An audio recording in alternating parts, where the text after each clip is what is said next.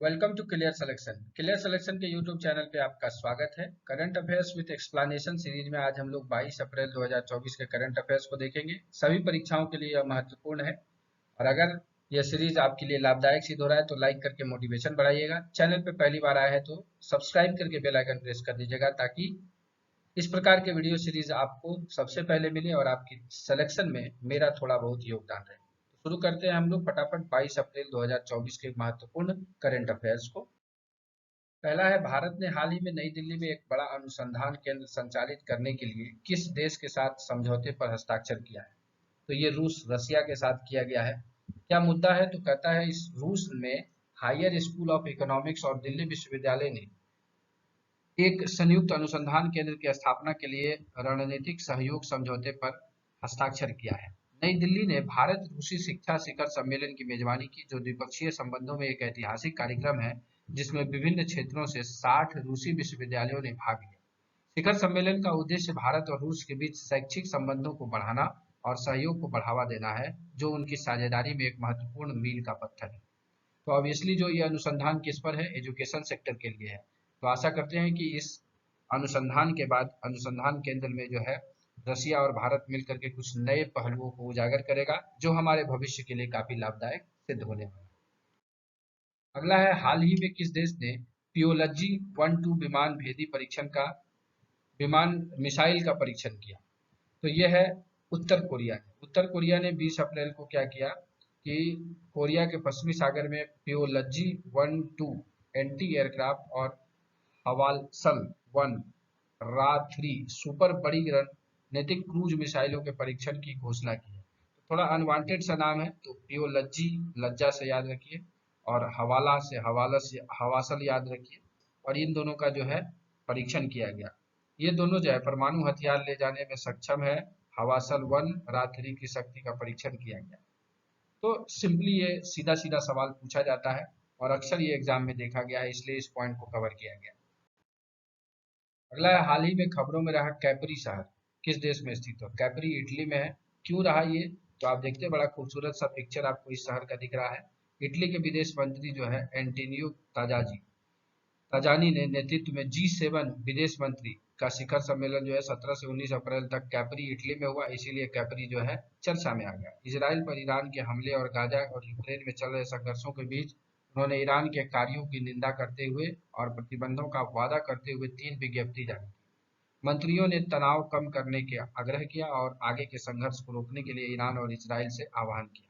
G7 अध्यक्ष के रूप में इटली ने महत्वपूर्ण राजनयिक सभा की मेजबानी की। तो अब यहाँ पे एक G7 संस्था का नाम आ गया। तो G7 संस्था में कौन कौन से देश हैं? तो इसका एक ट्रिक है, जूस लाओ गर्लफ्रेंड आई है, वीडियो के चैनल पे पड़ा हुआ है, आप उसे चेकआउट कर लीजिएगा तो आप समझ जाएंगे कि कौन कौन से देश G7 में शामिल है। अगला है, हाल ही में खबरों में रहा नारगोनो काराबाख क्षेत्र जो है किस पर्वतीय क्षेत्र में स्थित है? तो ये है दक्षिण काकेकस पर्वतमाला में। व्याख्या में देखेंगे तो अजरबैजान द्वारा अर्मेनियाई अलगाववादियों से नियंत्रण हासिल करने के बाद रूसी शांति सैनिक नारगोनो काराबाख से हट रहे हैं। तो आपको अजरबैजान का हिस्सा दिख रहे हैं, आपको ऊपर में दिख रहा है नारगो काराबाख। तो नार्गो काराबाख, जिसे अर्टाक भी कहा जाता है, दक्षिण कॉकेकस में एक पहाड़ी क्षेत्र है जिस पर 1917 से अजरबैजान और अर्मेनिया दोनों दावा करते हैं। हालांकि अंतर्राष्ट्रीय स्तर पर इसे अजरबैजान के हिस्से के रूप में मान्यता प्राप्त है, लेकिन यहाँ मुख्य रूप से जातीय अर्मेनियाई लोग रहते हैं और अपनी उनकी अपनी सरकार है। तो इस प्रकार के सवाल यूपीएससी में हर बार 4-5 पूछे जाते हैं जो विवादित क्षेत्र होते हैं पूरे वैश्विक नक्शे पर। तो वहां से सवाल स्ट्रेटेजिकली पॉइंट पे पूछे जाते हैं, तो ये यूपीएससी के लिए भी इम्पोर्टेंट बन जाता है प्री के लिए, और बाकी आपको पीसीएस एग्जाम के लिए और आगामी जो भी एग्जाम है इन जगहों पर ये सवाल आपको दिख सकते हैं। किस भारतीय ग्रैंड मास्टर ने कैंडिडेट शतरंज टूर्नामेंट का टाइटल जीता है? तो डी गुकेश ने जीता है, ये आपको पिक्चर में दिख रहा है और कहा गया है कि 17 वर्षीय ये ग्रैंड मास्टर है डी गुकेश। कैंडिडेट शतरंज टूर्नामेंट जो है जीतकर इतिहास रच दिया है। गुकेश ने 40 साल पहले महान गैरी कास्परोव द्वारा बनाए गए रिकॉर्ड को तोड़ते हुए सबसे कम उम्र के विजेता बन गए हैं। वह महान विश्वनाथन आनंद के बाद यह प्रतिष्ठित टूर्नामेंट जीतने वाले दूसरे भारतीय बने हैं। पिछले साल उन्होंने हांगजो एशियाई खेलों में रजत पदक भी जीता। तो ये हमारे हैं डी गुकेश। अगला आया पर्यावरण संरक्षण के लिए विश्व पृथ्वी दिवस कब मनाया जाता है, तो हर बार जो है 22 अप्रैल को मनाया जाता है विश्व पृथ्वी दिवस, वर्ल्ड अर्थ डे। तो इस बार जो है together for a better planet, ये इसका थीम है, हैप्पी अर्थ डे। तो इन चीजों को भी आपको ध्यान रखना है।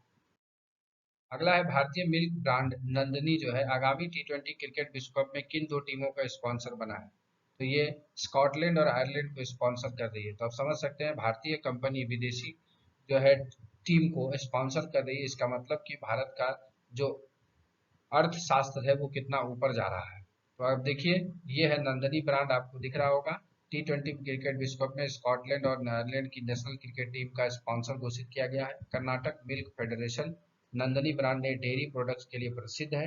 टी20 क्रिकेट विश्व कप 2024 का आयोजन कहाँ हो रहा है, वेस्ट इंडीज और संयुक्त राज्य अमेरिका की सह मेजबानी में 1 से 29 जून तक आयोजित किया जाएगा। तो ये आपको ध्यान रखना है। तो ये भी सवाल आपको पूछा जा सकता है कि विश्व कप टी20 2024 का आयोजन कहाँ हो रहा है, तो वेस्ट इंडीज और संयुक्त राज्य अमेरिका दोनों मिल करके कर रहे हैं। पीएम नरेंद्र मोदी ने भगवान महावीर निर्वाण महोत्सव का उद्घाटन कहाँ किया, तो दिल्ली में किया। आप इस पिक्चर में देख सकते हैं 2550वां भगवान महावीर निर्वाण महोत्सव जो है कहाँ पर, प्रधानमंत्री ने नई दिल्ली के भारत मंडपम में इसका उद्घाटन किया। महावीर जिन्हें वर्धमान के नाम से जानते हैं, जैन धर्म के 24वें तीर्थंकर। आगे चलते हैं हम लोग। भारतीय नौसेना का पूर्वी लहर अभ्यास का संचालन किया। पूर्वी कमान का मुख्यालय कहाँ है, तो विशाखापट्टनम। आप गूगल करके हमें कमेंट करिएगा कि नौसेना का जो चारों मुख्यालय है वो कहाँ है, जैसे पूर्वी कमान, पश्चिमी कमान, दक्षिणी कमान, उत्तरी कमान, केंद्रीय जो सेंट्रल कमान है, इन सबको जो है आपको कमेंट करके बताना है। तो ये हो गया आपके आज के महत्वपूर्ण क्या है, करंट अफेयर्स से 22 अप्रैल के, जो आपके आगामी एग्जाम में सवाल के तौर पर दिख सकते हैं। तो चलिए वीडियो को यहीं समाप्त करेंगे। वीडियो अच्छा लगे तो लाइक करके मोटिवेशन बढ़ाइएगा। चैनल पे पहली बार आए तो सब्सक्राइब कर लीजिएगा ताकि आपके सिलेक्शन में मेरा थोड़ा बहुत योगदान रहे। तो चैनल के मोटो के उद्देश्य के साथ हम समाप्त करेंगे, पढ़े ऐसे सिलेक्शन हो जैसे। इस वीडियो को ध्यानपूर्वक देखने के लिए आप सभी का दिल से धन्यवाद।